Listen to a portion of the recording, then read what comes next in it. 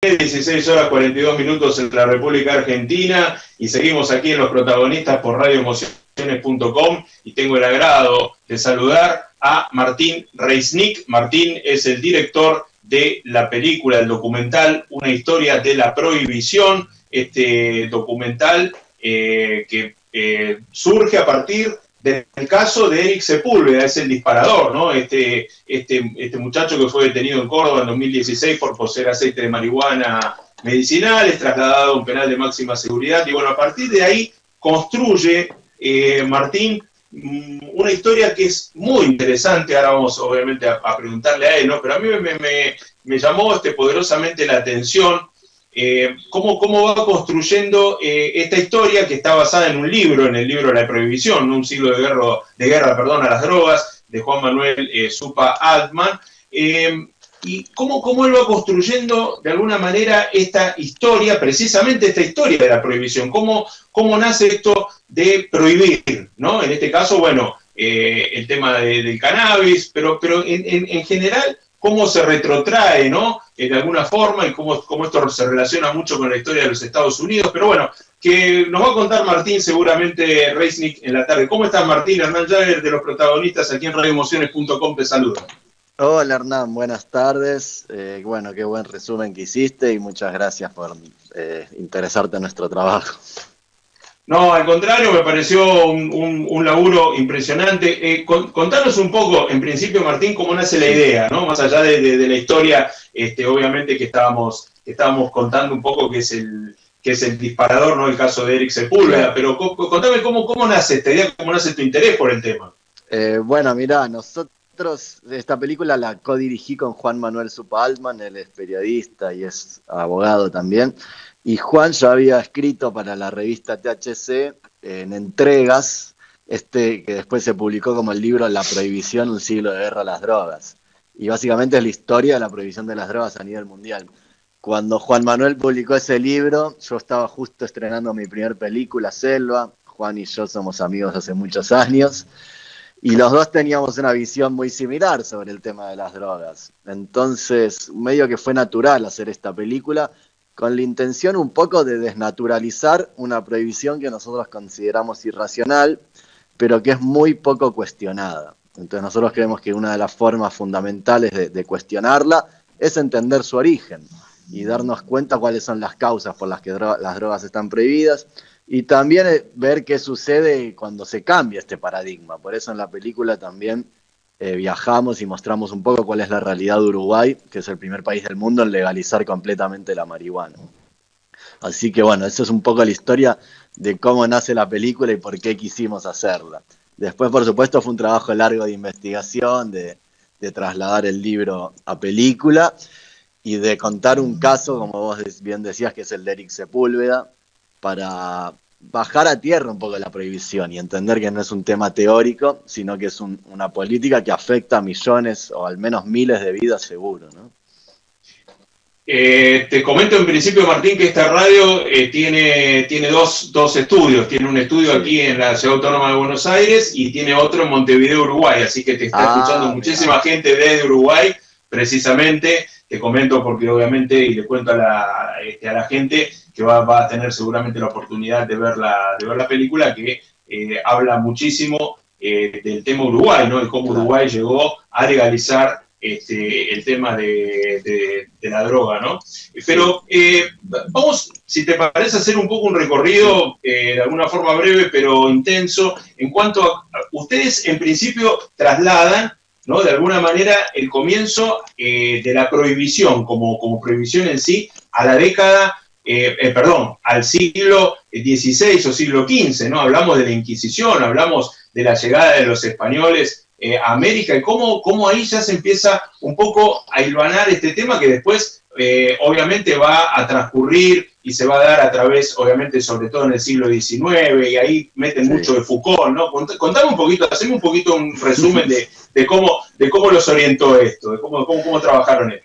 Claro, nosotros, porque el tema de drogas es muy amplio, ¿no? Uno podría hablar de consumo, podría hablar de experiencias psicodélicas, podría hablar de narcotráfico, es decir, hay muchas aristas para hablar del tema. Entonces nosotros quisimos elegir una que era la prohibición en sí, por qué se han prohibido las drogas. Y para hablar de eso, lo que nos pareció más genuino era ver las normas que habían ido prohibiendo las diferentes sustancias a lo largo de la historia. Y cuando fuimos a ese trabajo de investigación, nos encontramos primero con que era bastante reciente. La idea que hay general de que bueno, las drogas siempre estuvieron prohibidas porque son malas, no es así. Y siempre nos encontramos que en general la prohibición tuvo que ver con la estigmatización o marginalización de algún grupo social en particular. Entonces, cuando fuimos a las primeras prohibiciones en América Latina, nos encontramos que se dieron con la llegada de los colonos, ¿no? Tanto los colonos ingleses como españoles. Nos retrocedimos al primer caso que encontramos aquí en la colonización española, fue el edicto de prohibición del peyote en el siglo XVI, como vos bien decías, y que se lo prohibía porque era una droga asociada, ni siquiera era droga, ¿no? Ellos lo tomaban como medicina, pero asociada a los pueblos originarios, que competía de alguna forma con la espiritualidad cristiana, entonces se la tildó de demoníaca directamente. Ese fue como el edicto del peyote, la primera legislación que hay prohibiendo una sustancia. Y después vamos ya más cerca al siglo XIX, que es la prohibición de la yerba mate por el gobernador Hernandarias en la provincia, en Buenos Aires, porque también era un poco la estigmatización del gaucho y más o menos que decían que te hacía vago la yerba, ¿no? Sí, repetí Martín, por favor, porque es interesante esto. Repetí, ¿qué es lo que habían prohibido? Se prohibió primero el peyote. Sí, el peyote, sí. Y después la yerba mate.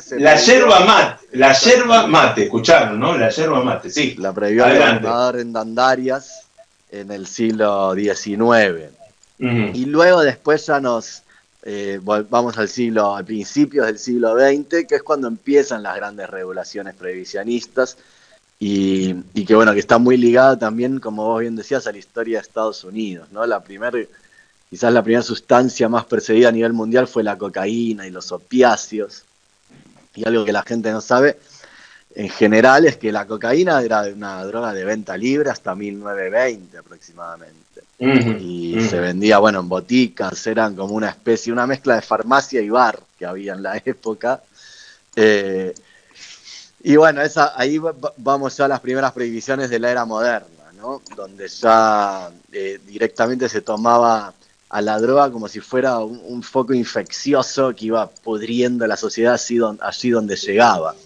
Y los primeros se dio con el opio y la cocaína, y ya en la década del 30 comienza la prohibición de la marihuana, que está muy asociada a la inmigración mexicana a Estados Unidos. La marihuana, que es la droga blanda, por así como se le suele decir, con menos reacciones, que menos efectos negativos produce, fue estigmatizada en Estados Unidos en la década del 30 porque, por varios motivos, pero principalmente por la inmigración mexicana, que los mexicanos traían esa costumbre, la de fumar marihuana, y también en gran medida porque en Estados Unidos acababa de levantarse la prohibición del alcohol, la ley seca.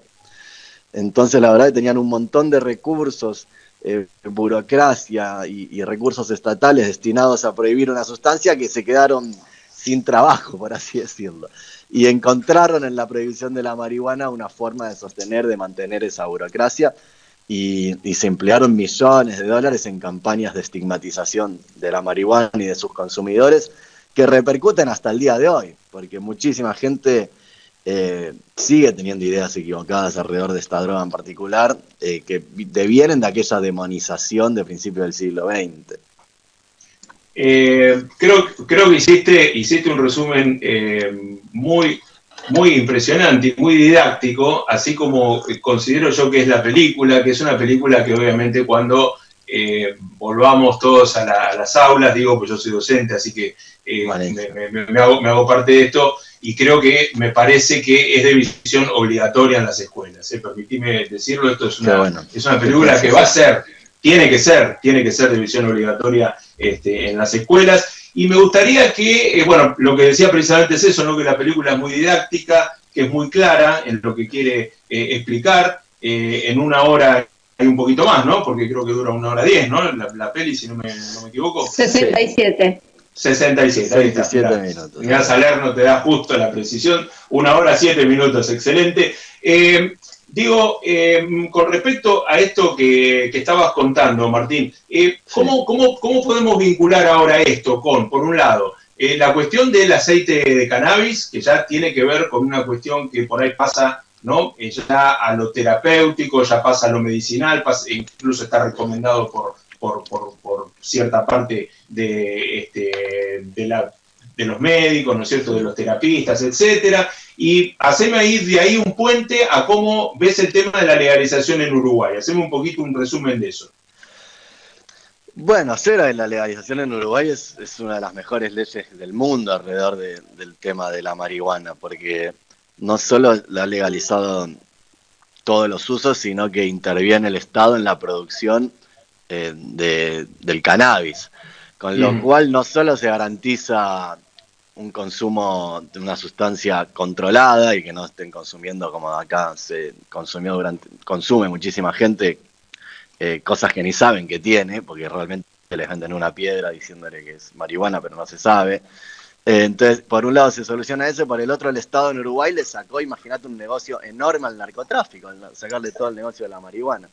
Así que desde ese punto de vista a mí me parece muy positiva la ley uruguaya, y también me parece positiva en el sentido de que empezaron por una droga, porque obviamente el problema de las drogas es mucho más de que la marihuana. Pero ellos comenzaron por la droga legal, la que está más irracionalmente prohibida, ¿no? Uh-huh.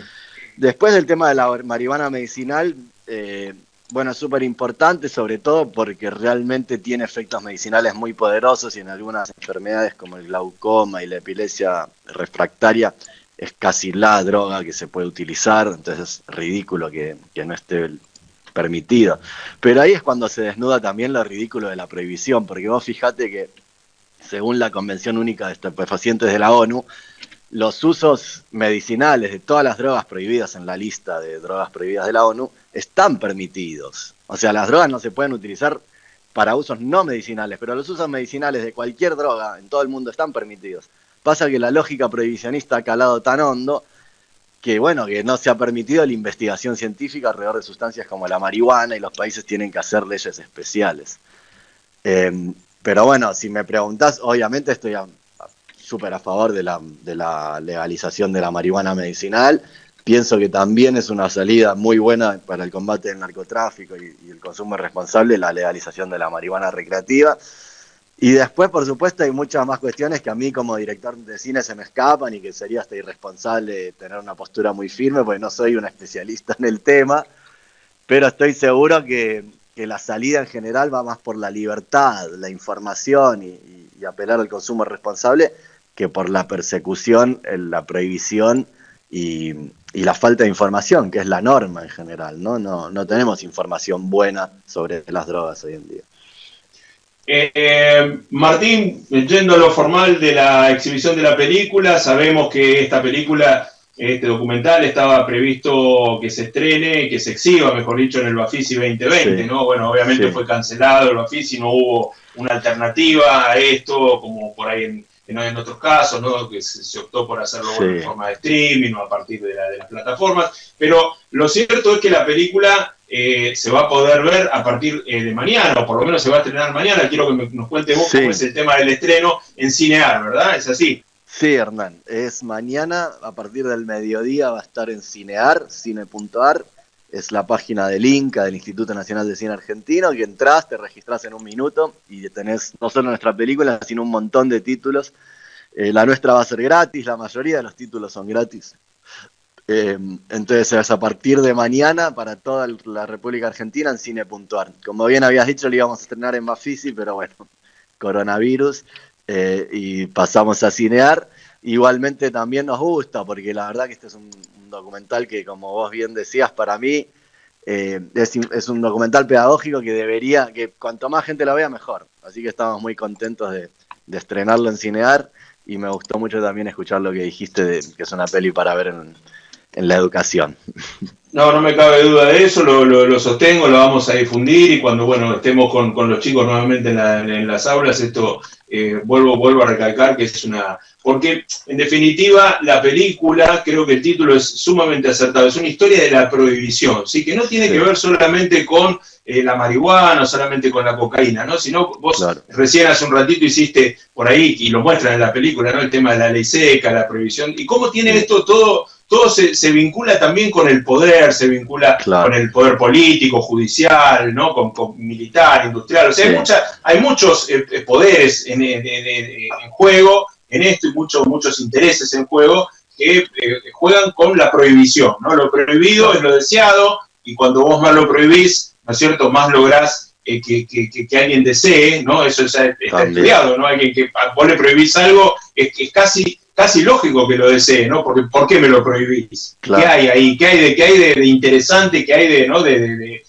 para descubrir, ¿no? En eso que me estás prohibiendo. Entonces, bueno, creo que hay muchos que juegan con este tema de la prohibición como con un doble juego, ¿no? Y me parece que lo que hizo Uruguay es muy interesante, ¿no? Porque, bueno, creo que le rompió el negocio a muchos y le rompió el juego a muchos, ¿no? Y el Estado me parece que ahí participó de una manera decisiva, ¿no? Claro, sí, es que imagínate que 100 años de prohibición hay muchos intereses creados por detrás. Entonces ya no se trata de lo que está bien, lo que está mal, es lo que conviene y lo que no conviene. Y lo que no conviene, exactamente. Entonces, lamentablemente, para muchos políticos es un tema que no conviene meterse, no conviene tocar o conviene dejarlo como está. Y la verdad es que como está funcionando pésimo y está perjudicándonos, violando los derechos humanos de miles de personas, sus libertades individuales. Así que bueno, esperemos que este documental sea un aporte a ese debate tan necesario que tenemos. Martín Riesnik, agradecerte muchísimo tu participación en la tarde, una historia de la prohibición altamente recomendable. Mañana la pueden ver al mediodía, entonces a partir del mediodía en Cinear, la plataforma Cinear Play, que la venimos recomendando muchísimo. Salerno nos cuenta siempre que es una plataforma que está teniendo muchísima aceptación.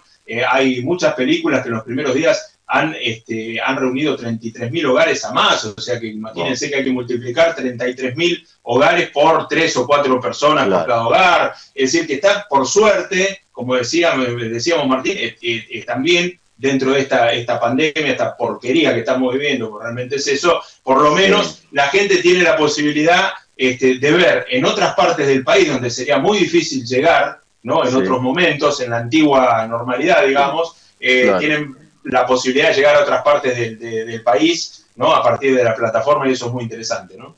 Sin duda, sí. Y en Montevideo vamos a estar también en el Festival Internacional de Cine Canábico de Río de la Plata. Se hace en noviembre en Montevideo. Ahí vamos a estrenar la película, ya que me decías. Qué bueno, qué interesante. Contame un poquito, para cerrar un poquito de eso, entonces. En noviembre, ¿cómo es esto? Contanos un poquito. No tengo tanta data, pero nosotros, como la película, una parte se filmó en Montevideo, en la Expo Cannabis Montevideo de hace 2 años. El Festival de Cine Canábico de Río de la Plata se hace en la Expo Cannabis Montevideo también, desde el año pasado. Entonces, este año, en noviembre, a su vez va a ser la Expo Cannabis, el festival y el estreno de la película en Montevideo. Buenísimo. Bueno, Uruguay está un poco mejor que nosotros, en ese sentido, en lo epidemiológico. Sí. La esperanza es hacerlo presencial, vamos a ver si es posible. Esperemos. Si todos nos cuidamos, seguramente vamos a salir muy rápido de todo esto, ¿no? De una, sí. Martín Riesnik, un abrazo enorme. Hermano. No, al contrario, gracias a vos por tu tiempo, gracias por tu arte y por documentar una historia de la prohibición altamente recomendable, un documental de visión imprescindible para todos y todas. Un abrazo enorme, Martín. Un saludo. Gracias, querido. Gracias.